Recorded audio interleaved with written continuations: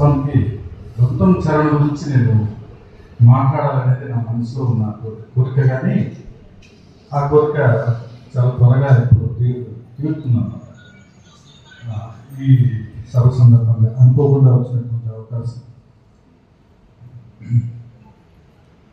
25 సంవత్సరాలు ఇంకా నిండినటువంటి ఒక కవి 20 కవితల పుస్తకం, 64 పేజీల పుస్తకంతో ఈరోజు చాలా ప్రముఖమైన ఒక విలువైనటువంటి శిరీష గారి జ్ఞాపకాలను ఒక చిన్న బహుమతిగా తీసుకోవడం అనేది నాకు తెలిసి ఇది చిన్న విషయం కాదు. అది అతను సాధించిన చిక్కిన వేలు స్పర్శతో సముద్రాన్ని దాటేద్దామనుకుంది. ఆశలు, ఆకాంక్షలు, కలలు, కోరికలు అన్నీ అతని వైపే. ఆమె జీవితం ఆమెది కాకుండా పోయినప్పుడు ఆమె వేటగాడి చేతిలో జింక పిల్ల. ఆమె జీవితం ఆమెది కాకుండా పోయినప్పుడు ఆమె వేటగాడి చేతిలో జింక పిల్ల. కవిత్వం ఏం చేస్తుంది, కవిత్వం ఏం చెప్తుంది, చివరికి నోడిస్తుంది అవి చెప్పడం కాదండి. మన చుట్టూ ఉండే సంక్లిష్టమైన వాతావరణం, మన చుట్టూ ఉండే సమస్యాత్మకమైన వాతావరణం, మన చుట్టూ ఉండే అనేక వైరుధ్యాల మధ్య మన సున్నితత్వం మీద పడుతున్న అత్యంత దారుణమైన బరువైన అనేక ప్రభావాల మధ్య నిలబడి మన సున్నితత్వాన్ని మనం కాపాడుకొని, ఆ కాపాడుకున్న సున్నితత్వం నుంచి మనం 4 మాటలు రాసి చెప్పగలిగి మాట్లాడుతున్నాం అనుకున్నప్పుడు అది కవిత్వ స్పర్శ అవుతుంది, అది కవిత్వ వాతావరణం. ఆ కవిత్వ వాతావరణంలోకి మనల్ని అందరినీ తీసుకురాగలిగే శక్తి వైష్ణవి శ్రీ 2 ప్రపంచాల మధ్య కవితలకు ఉన్నది. అది గుర్తించి అపర్ణ ఈ జ్ఞాపకకు సెలెక్ట్ చేయడం కూడా చాలా నచ్చింది. అయితే ఎక్కువ తను వ్యక్తిగతంగా, మళ్ళీ నేను వ్యక్తిగతంగానే మాట్లాడితే నేను పొరపాటు చేసిన అవుతానేమో, కానీ ఆ వ్యక్తిగతంలో నుంచే సమాజాన్ని చూడగలిగినటువంటి అతిపెద్ద నేత్రం, మనోనేత్రం కలిగిన కవిత్వం ఉన్న కవయిత్రి వైష్ణవి. నిజంగా ఏది వ్యక్తిగతమో ఏది సామాజికమో ఇప్పుడు మనం గీతలు తీసుకొని చూసే రోజుల నుంచి దూరం చాలా నడిచి వచ్చేసాము. కాబట్టి తను వ్యక్తిగతంగా చూస్తున్న జీవితంలో నుంచి ఒక సమాజంలో స్త్రీ పడుతున్న బాధలు ఎలా ఉన్నాయని చెప్పేటువంటి ఆలోచన, దాన్ని సాధారణీకరణ చేసినటువంటి ప్రయత్నం దీంట్లో చాలా, అంటే ఆ పొయిటిక్ మీకోసం ప్రత్యేకంగా వచ్చిన గిఫ్ట్ అండి.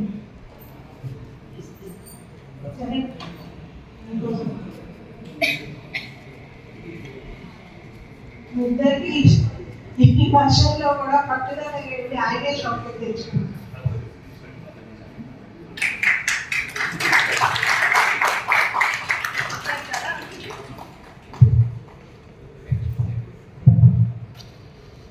ముందుగా అందరికీ నమస్కారం అండి. రాసకి శిరీష జ్ఞాపకాలు అందుకోవడం నాకు చాలా సంతోషం కలిగించిన విషయం. ముందుగా చెప్పాలంటే అపర్ణాథ్ వాళ్ళకి చాలా కృతజ్ఞతలు చెప్పాలి. తన కుటుంబానికి చాలా అంటే అమ్మ చనిపోయిన తర్వాత ఏం చేస్తారు, స్మాల్ యాక్చువల్గా ఏదో సంవత్సరం ఏటా పెద్దవాళ్ళని పిలుచుకొని భోజనాలు పెట్టి సెపరేటేసుకుందాం అనుకుంటారు కదా, అందరం అదే ఆలోచన ఉంటారు. కానీ ఆవిడకి నచ్చిన ప్రపంచం ఏమిటి, ఆవిడ ఏ ప్రపంచంలో బ్రతికింది తను ఉన్నప్పుడు, ఆ ప్రపంచాన్ని మనం ముందుకు తీసుకెళ్ళాలి అనుకోవడం చాలా సాహసం కూడా అనుకోండి.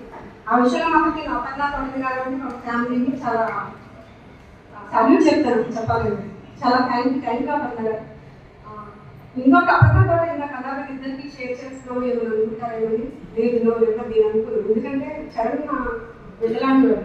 నేను మొన్న వచ్చిన అక్కని తీసుకుంటే తను అక్క నన్ను అమ్మాని పిల్లలని చెప్పాను.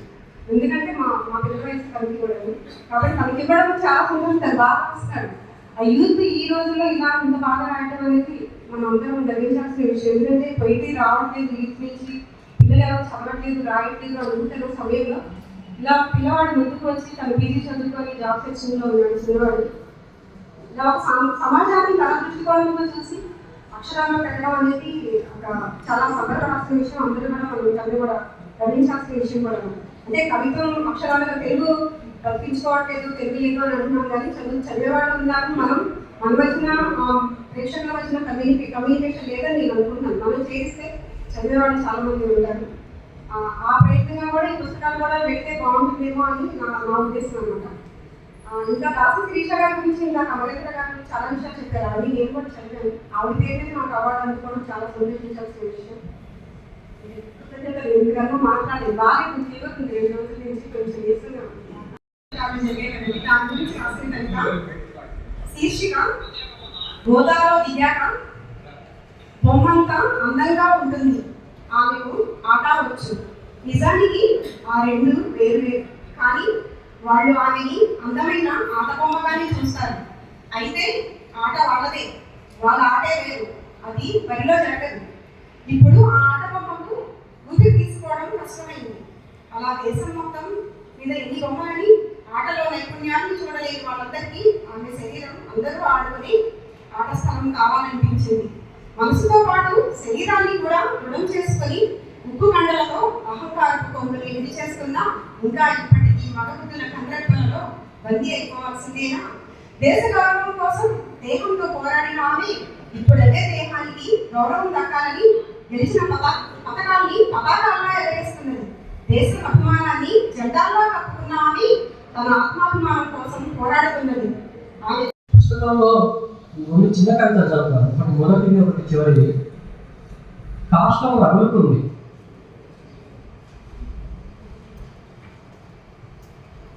నీటిలో సూర్యబింబాన్ని చూసినట్టు రొట్టెలపై అమ్మను చూసుకున్నాడు పసిపిల్లాడు. నీటిలో చంద్రబింబాన్ని చూసినట్టు రొట్టెలపై ప్రియురాలు మోమును చూసుకున్నాడు ఒక ప్రియుడు.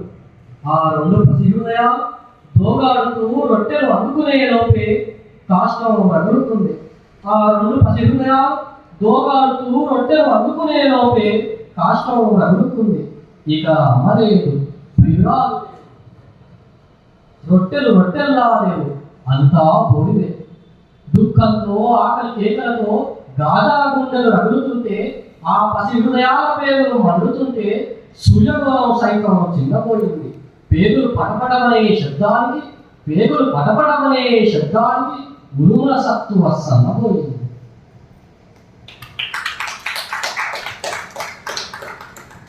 ఇంకో కవిత, గుడ్ నైట్.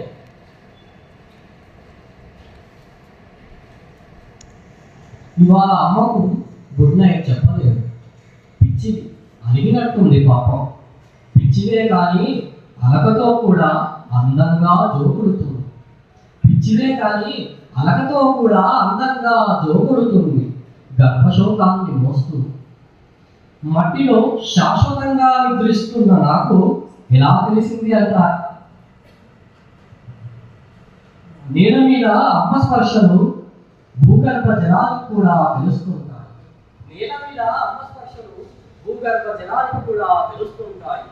నిత్యం అమ్మలో ఊరుతున్న కన్నీళ్ళే వంతెన. మట్టిలో నేను స్వచ్ఛమైన కన్నీళ్లతో నిర్మాణం అవుతున్నాను, కొత్త శ్వాసలతో మళ్ళీ చిగురించడానికి. ఇక అమ్మకు గుడ్ నైట్ చెప్పాలి. ఒక ఆలింగం. ఆడారు, పాడారు, చదువుకున్నారు, స్నేహాలు చేశారు. జీవితాన్ని ఒక కోణంలో చూసి ఒక శక్తి సంతరించుకుని ప్రపంచంలోకి వెళ్ళారు. ఆ ప్రక్రియలో శిరీష్ కూడా తన బాల్యాన్ని బదిలీగా కాపాడుకుంటూ ఆనంద పిల్లలతో పాటు నన్ను ఒక పసిపిల్లగా స్పందిస్తూ ఇక్కడ దాకా గడిపి వెళ్ళింది. ఇప్పుడు ఈ రెండు కవితా సంకలనాలు కూడా పిల్లల గురించి వేదన, తపన, స్పందన ఉంటుంది. నా బాల్యాన్ని దోచింది ఎవరు అంటూ వైష్ణవి ప్రశ్నించిన పాలస్తీనా పిల్లల్లో పాలస్తీనా దేశాన్నంతా కూడా ఆకుని మనం గుర్తించి మనమంతా కూడా చిన్న వేడుక అనుకోవడం ఒక చిన్న సమావేశం సంకలనంగా మనం చేస్తున్నాం. కొనసాగే బాల్యానికి ఒక చక్కటి కొనసాగింపు ఈనాటి సభ అనుకుంటాను. శిరీష బాల్యమంతా గడిపింది, బాల్యంతో అనుబంధం కోల్పోకుండా వెళ్ళింది. దాన్ని కొనసాగించే ప్రయత్నాన్ని సాగిస్తున్న వైష్ణవికి, చరణ్కు నా అభినందనలు. ఈ జ్ఞాపికకు సార్థకత ఆ జ్ఞాపిక అందుకున్న వారి ద్వారానే వస్తుంది, ఇచ్చే వాళ్ళ ద్వారా కాదు. ఆ రకంగా తమ కవిత్వంతో శిరీష జ్ఞాపికకు ఒక సార్థకత చేకూర్చినందుకు వైష్ణవికి, చరణ్కి మా ధన్యవాదాలు.